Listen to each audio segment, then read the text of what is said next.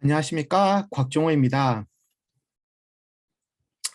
우리가 그 부동산 뉴스를 보게 되면 그 작년에는 거래량도 많고 이제 가격 계속 상승한다고 난리였는데 2022년 2월 달인 지금은 어떻습니까? 이거 부동산 경기 침체되었다. 이 공인중개사들이 너무 영업이 힘들다고 난리죠. 불과 6개월 만에 이렇게 분위기가 바뀌었습니다. 그러니까 부동산 경기가 변동된 것인데 이 경기라는 게 뭘까요?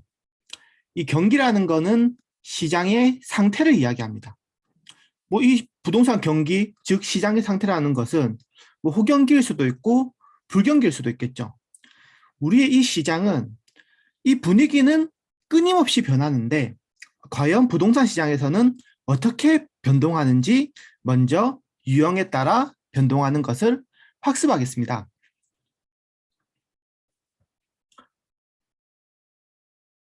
자, 벌써 우리가 이제 10번인데 이제 10번째 이제 문장을 보시면 상향 국면에서 직전 회복 국면의 거래 사례 가격은 새로운 거래 가격의 하한선이 되는 경향이 있다. 자, 우리가 이 선지에 대해서 공부를 안 하고 아무것도 모른다 생각하고 한번 접근해 볼게요. 내가 공부가 좀 부족한데 시험장에 가서 이 선지를 만났어. 그래도 우리는 해결할 수 있어야 되겠죠. 보자, 상향 국면이라고 하니까 이거 부동산 가격이 오르고 있다는 거네. 앞으로도 오르겠네. 그럼 사례 가격. 사례라는 거는 기존에 예시된 가격, 즉 기존 거래 가격이죠.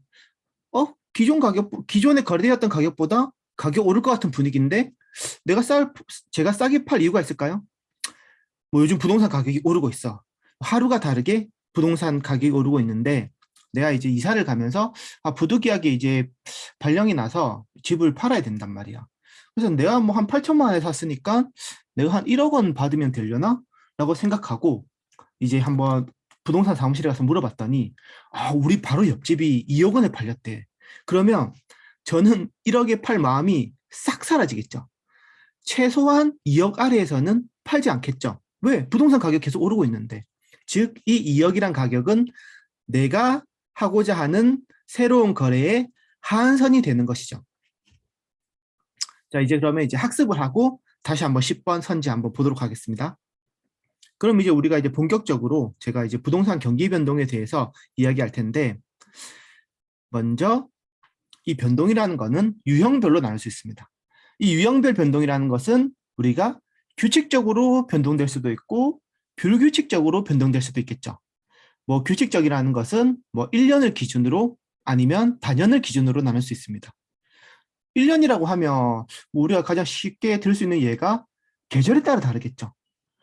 이 대학교 앞에 있는 원룸가 같은 경우는 여름이나 겨울 같은 경우에는 이 방학이 있으니까 아무래도 불경기겠죠. 뭐 이런 거를 이제 우리가 이제 계절적 변동으로 좀 규칙적으로 매해 방학 시즌에 나타내는 그런 분위기를 알 수 있겠죠. 그리고 단연간 같은 경우는 순환 변동이라고 합니다. 우리가 이 부동산 시장 경기 변동을 배우는 가장 큰 이유가 뭘까요? 우리가 이거 왜 배울까요? 그래, 가장 큰 이유는 시험에서 이 문제를 맞추기 위해서죠. 그래서 우리가 이 시험에서 이 문제를 맞춰서 합격해서 우리가 이제 영업 현장에서 활동을 하고 있어요.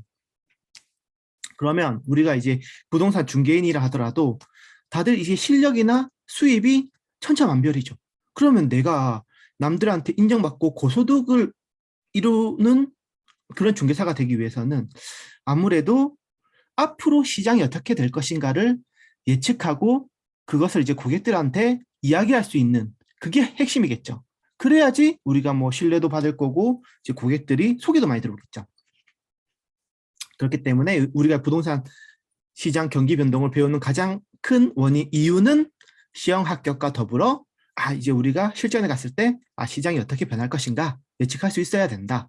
그러면 우리가 이 규칙적 변동 외에 이 불규칙 변동이 더 강해야 되겠죠. 이 불규칙 변동이라는 거는 무작위 변동이라고 합니다. 이 무작위 변동이라고 하니까 왜 갑자기 뭐 불규칙적으로 변동될까요? 아무래도 외부 충격에 의해서 변동되겠죠. 뭐 외부 충격이라고 하면 옛날에 이제 뭐 박정희 대통령이 이제 죽었어. 대통령이 갑자기 죽었어. 그러거나 아니면 뭐 갑자기 북한에서 내려와서 뭐 전쟁이 난다 치면은 부동산 경기가 완전히 무너지겠죠. 그리고 엄청난 외부 충격이겠죠. 또 우리가 뭐 과거로 볼 때 IMF나 이제 서브프라임 모기지론 같은 금융 위기가 왔을 때 외부의 충격으로 인해서 우리 부동산 시장이 많이 영향을 받았죠. 이런 것을 우리가 이제 외부 충격에 의한 불규칙 변동이라 할 수 있겠습니다.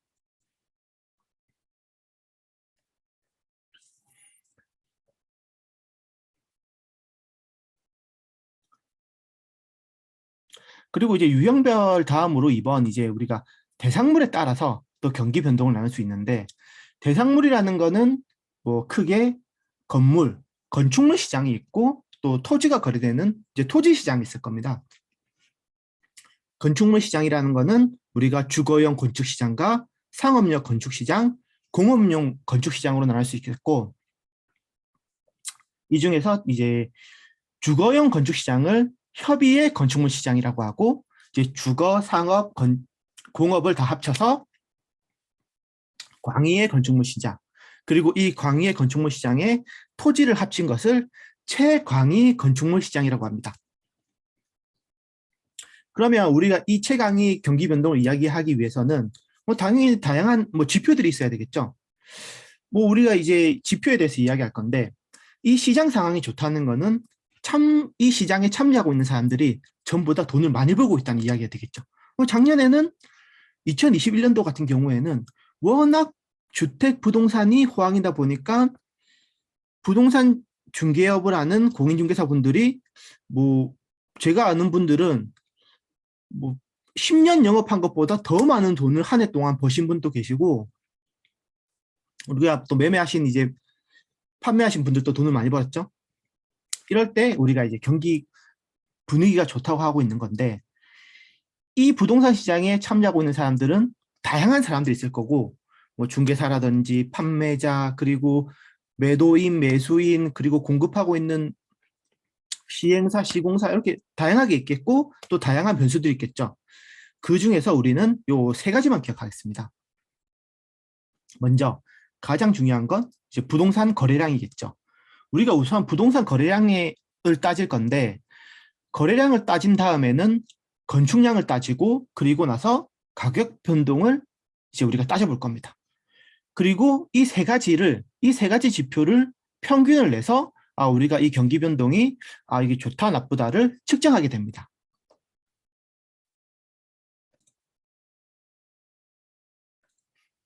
자, 그러면 이 거래량은 어떻게 따지느냐? 이 부동산 뭐 등기 건수 가지고 따질 수도 있겠죠. 그리고 뭐 지방세 실적 가지고도 따질 수도 있을 거고, 뭐 분양 실적이나 공실률 같은 거를 봐서 따질 수도 있겠죠. 그리고 이제 건축량 같은 경우는 뭐 착공량이 요즘은 공개가 되기 때문에 착공량을 가지고 알 수 있겠죠. 그리고 가격 변동이라는 것은 이 지가나 주택 가격, 임대 가격의 변동을 가지고 우리가 따져볼 수 있겠습니다. 그러면 이제 이런 지표들을 평균해서 이제 경기 변동을 따져본다면, 요게 어느 정도 뭐 시간이 뭐 흘러갈수록 경기가 나빠졌다가 좋아졌다가 나빠졌다가 좋아졌다가 반복되는 것을 우리가 알 수 있습니다. 여기서 이걸 이제 부동산 경기 순환 변동이라고 하는 건데, 가장 낮은 지점을 저점이라고 하고 가장 높은 점은 우리가 정점이라고 합니다. 그리고 이 정점과 저점 사이를 진폭이라고 합니다. 자, 그러면 우리가 저점에서 제가 시작하겠습니다. 우리가 저점에서는 더 이상 바닥이 없죠. 여기 지하실이야. 그러면 뭐 세상이 망하든지 아니면 올라가야 되겠죠. 조금씩 조금씩 회복이 됩니다. 이것을 우리는 회복 시장이라고 합니다. 이 회복을 하다가 이 지표 평균을 넘어선다면 이제 회복을 넘어서서 성장하고 있다, 상향하고 있다라고 이야기할 수 있겠죠. 상향 시장으로 접어들게 되는 겁니다. 그래서 이 평균점에서 회복해서 상향 시장으로 접어든다면 또 정점에 이르게 되겠죠. 이 정점에 이르게 된다면 더 이상 가격이 오를 수 없으니까 정점이겠죠. 다시 평균을 향해서 후퇴하게 됩니다. 그리고 이 후퇴를 거듭해서 다시 바닥 저점으로 가는 하향 시장이 됩니다. 특히 우리가 이 후퇴랑 하향이랑 헷갈려 하지 마시고요. 이 후퇴하고 하향하고 순서를 헷갈리시면 후회하게 되십니다. 후회한다. 후하, 후하. 이렇게 이제 후퇴, 다음에 저점으로 가는 게 하향이라는 거 기억해 주시고요. 그리고 우리가 요 잠깐 이제 제가 별도로 잠깐 얘기 하나 드릴 거는 뭐냐면, 우리가 이렇게 집을 살 때 거주하기는 좋지만, 이 집값 상승, 즉 투자 목적으로는 크게 뭐 기대할 수 없는 집들이 있어요. 이게 뭐냐면 이제 도심지에 있는 뭐 도시형 주택이라든지 소형 주택들 이야기인데요. 21년도에 집값이 굉장히 많이 올랐다고 똑같은 지역이라 하더라도 대단지가 아닌 이런 소형 주택, 도시형 주택 같은 경우는 18년도나 19년도나 20년도나 21년도나 가격이 그대로입니다. 우리가 이 네이버 부동산을 보셔도 알 수 있는 건데, 이런 거는 진폭이 너무나도 작기 때문에 이 네 가지 국면의 영향을 받지 않는 별도의 뭐 안정시장이라고 할 수 있겠습니다. 이제 안정시장은 이렇게 이제 잠깐 듣고 이제 넘어가시고, 다시 우리가 부동산 경기 순환 변동으로 와서 제가 설명드리면, 우리가 이 상식적으로 회복하고 있다, 상향하고 있으면 요 기대 심리가 많아지기 때문에 뭐 투자도 많아질 거고 거래량도 많아지겠죠. 그리고 부동산 가격도 상승할 거고 공급하려고 하는 사람들이 건축도 많이 할 것이고 대부분이 플러스가 될 겁니다. 플러스. 반면에 후퇴하고 하향하고 있는 시장에는 요 반대되겠죠. 가격도 떨어지고 거래량도 작아지고 마이너스 되겠죠. 마이너스. 그럼 회복 상향 시장은 전부 다 플러스, 후퇴 하향은 다 마이너스로 그렇게 기억하면 될까요? 그건 아닙니다. 이 부분 항상 다 예외가 있는 건데, 우리가 공시를 한번 생각해 볼까요? 공실 같은 경우는 이 회복 상향 시장에서는 공실이 줄어들겠죠. 거래량이 늘어나니까. 후퇴 하향 시장에는 공실이 증가하겠죠. 이 공실 같은 경우에는 이 반대가 되겠죠. 자, 그럼 우리가 다시 이제 한번 상식선에서 이제 상식으로 돌아가서 상식적으로 한번 생각해 보겠습니다. 제가 생각했을 때 이 파트는 우리가 이 문제를 상식적으로 천천히 사고한다면 무조건 포인트를 획득할 수 있는 부분이거든요. 우리가 수요 공급 이야기를 할 때 가격 상승이 예상된다면 수요자들이 더 많아지고 이거 가격 오르기 전에 사야 하니까 수요자들 많아지겠죠. 그런데 반면에 공급자, 판매자 입장에서는 이거 부동산 가격 더 오를 수 있는데 조금 더 기다려보자, 이렇게 해서 조금 더 관망하겠죠. 자, 이제 뭐 여러분들이 이제 공인중개사라고 이제 생각을 해보자고요. 여러분들이 이제 시험 합격하고 이제 번듯한 목 좋은 곳에 사무실을 내서 이제 사무실에서 이제 손님을 기다리고 있어요. 그런데 이 사무실에는 우리 지금 부동산 시장 경기가 회복하고 상향하고 있는 지금 분위기야. 그러면 이거 가격 오를 것 같은데 부동산 좀 사고 싶다, 더 오르기 전에 사야 되겠다라고 생각하는 수요자, 즉 매수자들이 많이 오고, 이거 팔 사람들은 조금 더 기다려보자라고 잘 안 오겠죠, 사무실에. 그러면 우리한테는 둘 다 소중한 고객이지만, 이 매수자와 매도자가 내 사무실에 오다가 이 둘 다 차에 치였어. 그러면 내가 지금 인공호흡을 한 명한테만 해줘야 된다면 누구한테 해주겠습니까? 뭐 둘 다 물에 빠지면 누구를 먼저 구하실 거예요? 회복 상향 시장에서 매수자, 매도자 둘 중에 한 명만 구할 수 있어. 그러면 난 누가 더 중요해? 지금 시장이 회복하고 있고 가격이 오르고 있으니까 수요자들은 이 사람이 아니라도 올 사람 많은데 팔 사람이 잘 없죠. 당연히 매도자를 구해야 되겠죠. 그런데 반대로 후퇴하고 하향하는 시장에는 가격 하락이 예상되니까 매수자들이 살려고 합니까? 나 더 떨어지면 사야 되겠다. 안 사고 버티죠. 그런데 매도자 입장에서는 가격이 더 떨어지기 전에 빨리 팔아야 되겠다라고 생각할 테고, 그러면 내 사무실에 매수자 매도인이 나란히 오다가 둘 다 물에 빠졌어. 뭐 섬에 있는 건 아니지만 물에 빠졌어. 그러면 저는 누구한테 튜브를 던져줘야 될까요? 지금 후퇴하는 하향 시장이. 팔 사람은 천지인데 살 사람이 잘 없잖아. 매수자를 구해야 되겠죠. 매수자가 더 중요한 매수자 우위에 있는 시장이 되겠죠.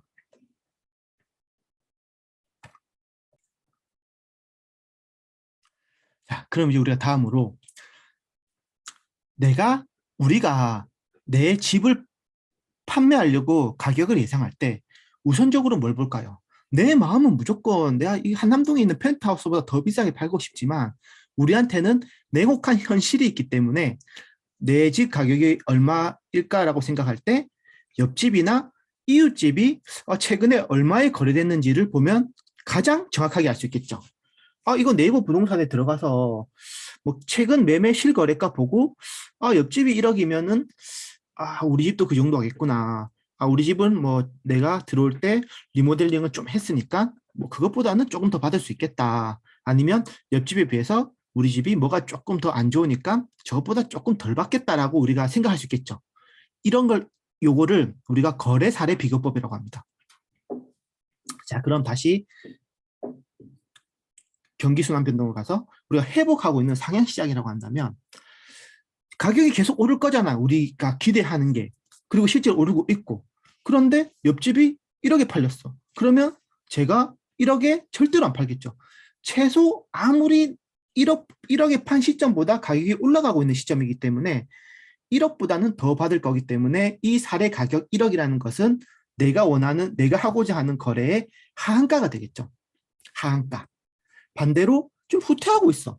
옆집이 지금 후퇴 하향하는 시장에서 근데 빨리 팔아야 되는데 옆집이 나보다 먼저 팔았어. 옆집이 1억에 팔았네. 지금 계속 떨어지고 있는데 내가 1억보다 더 부르면 살 사람 있을까요? 없겠죠. 아무리 잘 받아봐야 내가 1억이겠지. 그래서 이 1억이란 사례 가격은 상한가가 되는 것입니다. 자, 마지막으로 정리해 보겠습니다. 회복하고 상행하는 시장에서는 매도자가 중시되고 사례 가격은 하한가가 됩니다. 그리고 후퇴하고 하향하고 있는 시장에서는 매수자가 중시되고 사례 가격은 상한가가 되겠죠. 이걸 외우지 마시고 자연스럽게 상식적으로 이해해 주시면 전혀 문제가 없겠습니다. 근데 이제 이런 경기 순환 변동 같은 경우는 시험 문제 잘 나오지가 않습니다. 아니 우리 상식적으로 알 수 있는 건데 나오면 땡큐 하고 맞춰주면 되겠죠. 문제는 요 다음 부동산 경기 변동의 특성에서 조금 많이 출제되고 있는 경향입니다. 자, 그러면 우리가 이제 11번으로 한번 넘어가 볼게요. 자, 11번. 주거형 부동산 경기는 일반 부동산 경기와 역행 관계이다. 자, 요거는 이제 10번 선지하고 다르게 내가 공부한 게 없다. 학습하지 않고 이해하지 않고 있으면 이 선지를 맞출 수가 없습니다. 그렇다면 우리가 이제 밑에 부분 내용을 공부를 한번 해보고 다시 제가 11번 선지로 한번 가보겠습니다. 우리가 부동산 경기 변동 이야기할 때는 내가 이 부동산에 대해서 이야기하려고 하면은 시험 문제 포인트는 이 부동산이 아닌 일반 시장 경기 변동하고의 차이점에 주목해서 우리가 학습을 해줘야 됩니다. 일반 시장 경기 변동하고 비교하면 그러면 부동산은 뭐가 다르냐? 이제 첫 번째로 부동산 경기 변동은 순환 주기가 더 깁니다. 2배 이상 길어, 2배 이상 더 길다고 우리가 이야기를 하거든요. 왜냐? 부동산 시장은 이 시장 변화에 반응해서 공급하려면 제가 바로 공급이 됩니까? 안 되죠. 공급 시차가 존재하죠. 이 공급 시차 때문에 경기 변동의 순환 주기가 더 깁니다. 그리고 두 번째, 진폭. 진폭 제가 뭐라고 했죠? 저점과 정점의 폭이라고 했죠. 이 진폭이 더 큽니다. 우리가 일반 제한의 진폭이 이 정도라면 부동산은 이렇게 돼요. 우리가 뭐 2021년도에 부동산 아파트 가격 상승한 거 생각하시면 쉽죠. 라면 가격 1,200원 하던 게 1,400원 이렇게 올랐죠. 물가가 오르니까. 그것도 우리는 물가가 지금 상승하고 있다고 난리인데 아파트는 3억 하던 게 부산에서는 6억이 돼버렸죠. 진폭이 훨씬 더 크죠. 이 진폭이 크다는 거를 우리가 조금 고급스럽게 표현하면 타성 현상 때문이라고 이야기합니다. 우리가 뭐 타성에 젖어 있다는 말 들어보셨죠? 이 타성이라는 거는 나태하고 게으르다는 말입니다. 이 부동산이 우리가 뭐 게으르다기보다도 일반 경기 변동 같은 변동을 부동산 시장이 따라가려면 마음은 따라가고 싶지만 이 부동산은 워낙 고가성도 있고 공급 시차가 있기 때문에 민첩하게 따라갈 수가 없고 막 게으름뱅이 마냥 뒤처져서 따라간다는 거죠. 이 게으름뱅이 마냥 뒤쳐져서 따라가니까 당연히 이 시차 차이가 나겠죠. 일반 경기 변동과 비교해서 그래서 전체 부동산 경기는 세 번째로 후행한다고 합니다. 왜? 게으름뱅이니까. 따라가는 거니까. 그중에서 이 상업과 공업 부동산 경기는 그나마 일반 경기 시장과 비교했을 때 뭐 동행한다고 이야기할 수 있는데 주거형 부동산 경기는 일반 시장 경기와 역행합니다. 거꾸로 갑니다. 이 거꾸로 간다는 거는 일반 경기가 저점일 때 부동산 주거형 부동산은 정점이 되고 반대로 일반 경기가 정점이면 주거형 부동산은 저점이 되겠죠. 이거 왜 반대냐? 자, 요 잘 이해를 하셔야 됩니다. 이해만 하면 요거 쉬운데 이해를 못하고 외우면 요 시험장 가면 까먹거든요. 이게 왜 반대냐면 일반적으로 자 여러분들의 집은 집주인인 여러분 거죠. 그런데 내 집은 내가 주인은 맞는데 나 말고 또 주인이 있어. 누구죠? 은행입니다. 우리는 보통 은행에서 대출을 받아서 집을 사게 되는 그런 구조죠. 그러면 이제 이 은행이나 금융기관에서 이 경기가 좋으면 기업이나 요 산업 기반의 대출을 해주게 되고 가게에는 대출해줄 돈이 없습니다. 반면에 경기가 안 좋으면 기업이나 이런 산업 자본이 좀 위험하다고 판단되기 때문에 이쪽에 대출을 꺼리게 되고 주거용 부동산에 대출을 많이 해주겠죠. 우리가 2021년 이 코로나 시국에서 우리가 경기 좋았습니까? 자영업자들 피눈물 흘렸죠. 반면에 주거용 아파트 경기는 최대 호황이었죠. 나라에서 우리가 뭐 소비하고 투자했으면 좋았겠지만 이 금리가 워낙 저금리로 대출이 되니까 그 돈이 전부 다 주거용 부동산과 주식, 코인 시장으로 다 가버렸죠. 자, 그럼 이제 다시 11번으로 돌아가서 주거용 부동산 경기는 일반 부동산 경기와 역행 관계이다. 역행 관계죠? 이해되시죠? 지금 우리에게는 주거용 부동산 경기하고 일반 시장 경기가 역행인 게 어렵지가 않습니다. 왜냐? 우리가 지금 경험하고 있는 거니까. 자영업자들은 죽어나고 경기는 어렵고 물가는 오르는데 주거용 부동산 경기는 굉장히 좋았잖아요.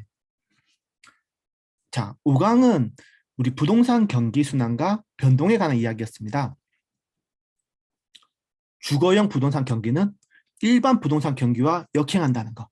이거 반드시 기억해 주시면 감사하겠고 요거는 시험장 가면 여러분들이 아마 저한테 감사해야 하지 않을까? 이거 좀 제가 생각되는 부분이고 저는 다음 강에서 다시 좋은 강의로 뵙겠습니다. 시청해 주셔서 감사합니다.